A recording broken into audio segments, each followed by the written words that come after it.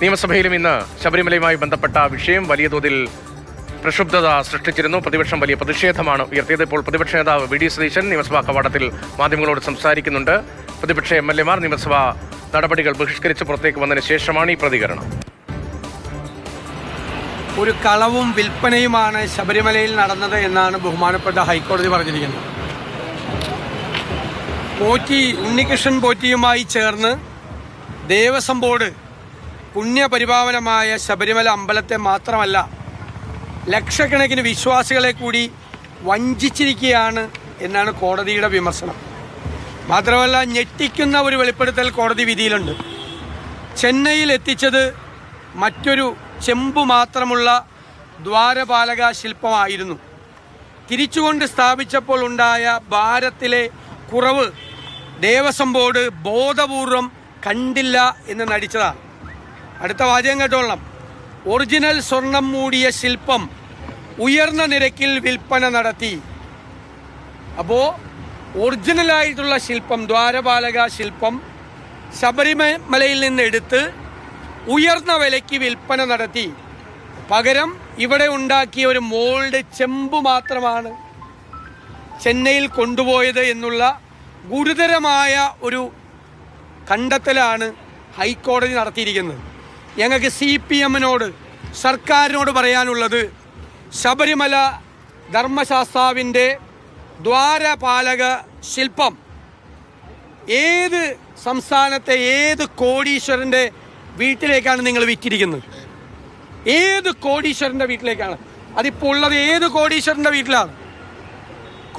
കോടികൾ മറിയുന്ന കച്ചവടമാണ്.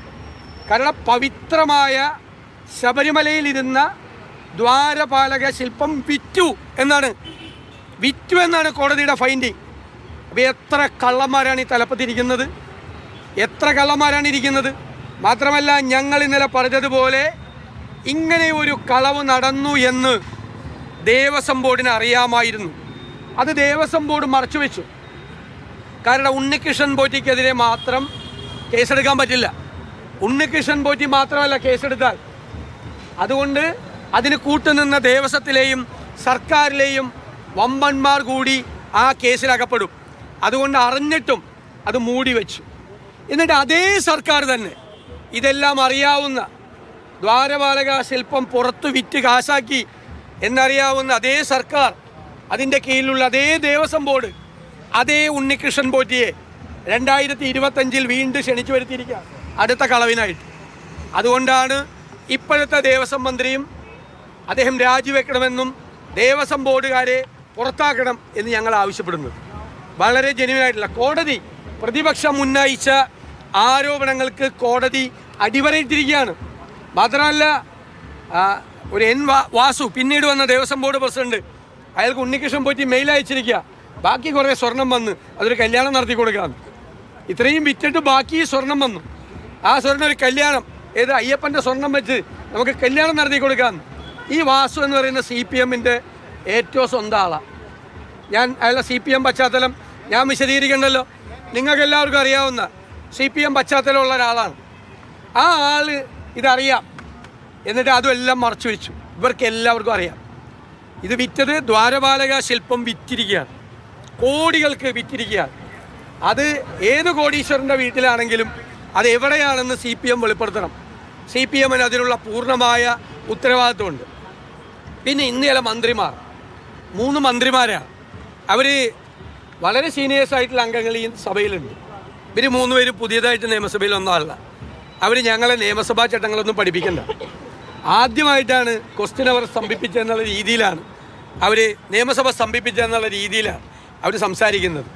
അവിടെ ഈ നിയമസഭ മുഴുവൻ അടിച്ചു തകർത്ത മന്ത്രിമാരുൾപ്പെടെയുള്ള ആളുകൾ അവിടെ ഇരിക്കുമ്പോഴാണ് ഈ പ്രഹസനം നടത്തുന്നത്. പിന്നെ കോടതിയോട് ഭയങ്കര ബഹുമാനം. ഞങ്ങളെന്താ പറയുന്നത്, ഞങ്ങളിപ്പോഴും CBI അന്വേഷണമായിരുന്നു നല്ലതെന്നാണ് ഞങ്ങളുടെ അഭിപ്രായം. കാരണം കേരള പോലീസ്, പക്ഷേ ഹൈക്കോടതി അക്കാര്യത്തിലൊരു ശ്രദ്ധ പുലർത്തി. എന്താ ചെയ്തത്?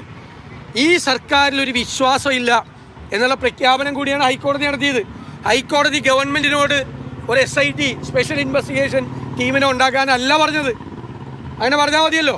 സർക്കാരിലും പോലീസിലും കോടതിക്ക് വിശ്വാസം ഉണ്ടായിരുന്നെങ്കിൽ കോടതി പറയാം, ഇത് അന്വേഷിക്കണം, നിങ്ങളൊരു സ്പെഷ്യൽ ഇൻവെസ്റ്റിഗേഷൻ ടീം രൂപീകരിച്ച് നിങ്ങൾ അന്വേഷിക്കണം എന്നല്ല പറയേണ്ടത്. അതല്ല പറഞ്ഞത്. സ്പെഷ്യൽ ഇൻവെസ്റ്റിഗേഷൻ ടീമിനെ ഹൈക്കോടതി സെലക്ട് ചെയ്തു.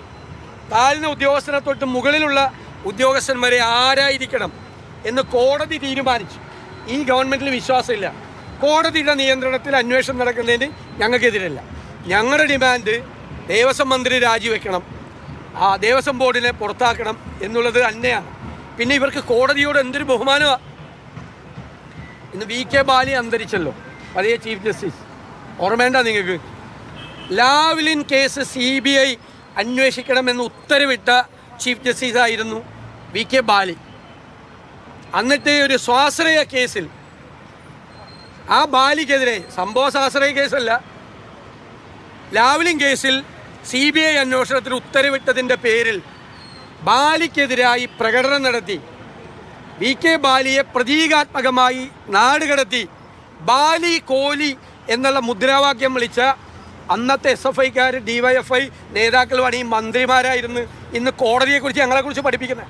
ഈ 3 പേരും ഇന്ന് സംസാരിച്ച 3 പേരും അന്നത്തെ SFI DYFI നേതാക്കന്മാരാണ്. പിണറായി വിജയനെതിരായി CBI അന്വേഷണത്തിന് SNC ലാവ്ലിൻ കേസിൽ ഉത്തരവിട്ടതിൻ്റെ പേരിൽ ഒരു കോടതിയുടെ ചീഫ് ജസ്റ്റിസിനെ പ്രതീകാത്മകമായി നാടുകടത്തിയ വിദ്യാർത്ഥി യുവജന സംഘടനാ നേതാക്കന്മാർ ഇപ്പം മന്ത്രിമാരായി വന്നിരുന്ന് ഞങ്ങളെ കോടതിയുടെ ബഹുമാനം പഠിപ്പിക്കണ്ട, ഞങ്ങളെക്കുറിച്ചൊന്നും പറയിപ്പിക്കരുത്. പഴയ കാര്യമൊക്കെ ഇതൊന്നും ആരും മറന്നുപോയിട്ടില്ല കേരളത്തിൽ. ഒരു കോടതിയെക്കുറിച്ചൊന്നും ഞങ്ങളെക്കുറിച്ച് ആദ്യം പഠിപ്പിക്കാൻ വേണ്ടിയിട്ട് ഇവർ വരണ്ട.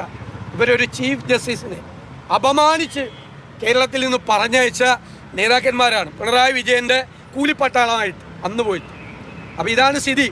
ഇതിലേറ്റവും ഞാൻ അവസാനിപ്പിക്കുക, വളരെ ഗൗരവതരമായ കാര്യം, ദേവസ്വം ബോർഡിൻ്റെയും സർക്കാരിൻ്റെയും അനുമതിയോടുകൂടി ശബരിമലയിലെ ദ്വാരപാലക ശില്പം കോടികൾ മറിച്ച് വിറ്റഴിച്ചിരിക്കുന്നു എന്നുള്ള ഗുരുതരമായ കണ്ടെത്തൽ.